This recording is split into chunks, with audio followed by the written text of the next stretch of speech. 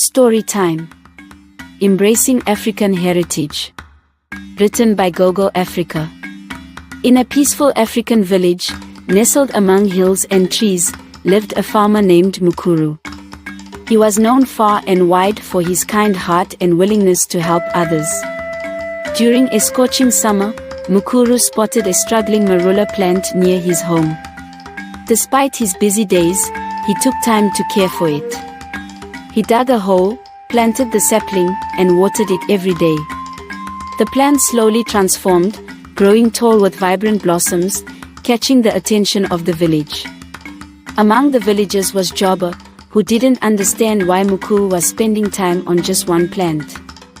He said, "Why waste effort on that? It's just a plant." Mukuru heard Joba's words, but he remained steadfast, believing that every living thing was important and deserved care. As the weeks turned into months, the village faced a terrible drought. Crops dried up, and worry spread among the people. They gathered and discussed how to overcome the challenge. All the villagers gathered to talk about their problem, hoping to find a solution. Mukuru stepped forward, looking sympathetic. "Maybe if we all help a little, we can find a way to make the drought less bad," he suggested. The villagers agreed, and they all worked together to dig trenches and create a system to collect and share rainwater. However, Joba chooses not to participate in the communal effort of digging trenches. Time went by, but the sky stayed clear.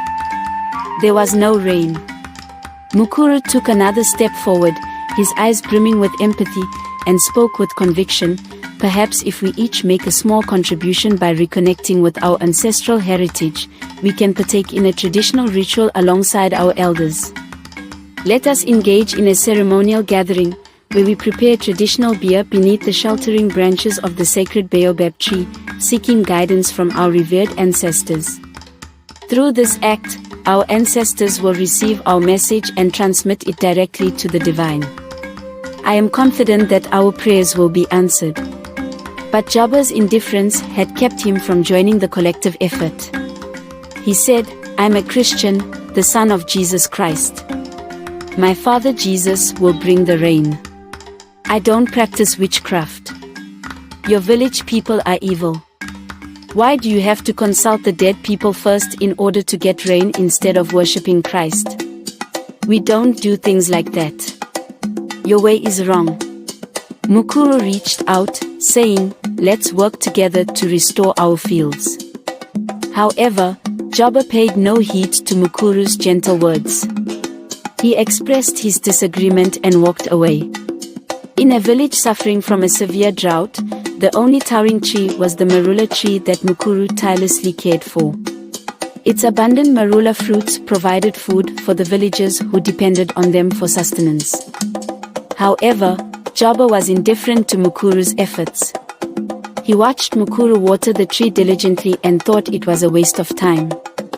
Later on, he felt ashamed because his family was hungry, but his pride stopped him from eating the fruits that Mukuru's labor had produced.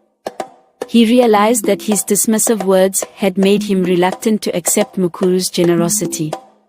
Mukuru noticed the plight of Joba's family and felt the need to help them. He knew that they were starving and needed something to eat. Moved by compassion and a desire to ease their hunger, he filled a basket with ripe marula fruits. Every morning, he humbly and kindly offered this gift to Joba's family. On the other side of the village elders, specifically the matured ladies who were over 45 years of age, took on the responsibility of preparing the traditional beer. With their years of experience and wisdom, they carefully crafted the beer to perfection. This task was seen as a significant role for the elder women in the village, as they possessed the knowledge and expertise accumulated over many years. Their dedication and skill in brewing the beer were celebrated and respected by the community. 1 week later, on the day of traditional ceremony, they gathered, but only a boy named Mukudzi came with an umbrella. The village chuckled at his seemingly misplaced confidence. Yet, Mukudzi's act was more than courage, it was faith in action. His umbrella symbolized unwavering belief that their prayers would be answered. He reminded them that faith, like the ancient baobab's deep roots, could weather any storm. Mukudzi's gesture stirred hearts, whispering that faith was the cornerstone of their identity. The villagers started tossing the boy in the air and the child started laughing. This child's laughter filled the village air, for they knew that being tossed in the air meant joy, not fear. When babies are tossed, they laugh, trusting they'll be caught, the elders said. This laughter was a testament to trust, a testament to unity. It echoed the wisdom that their heritage was a safety net woven with love.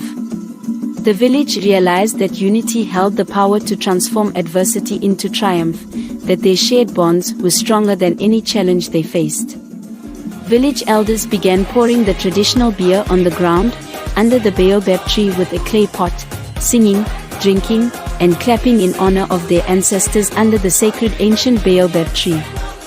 As the last drop fell, the sky darkened, and the rain began to pour down, filling the trenches and bringing relief to the parched earth.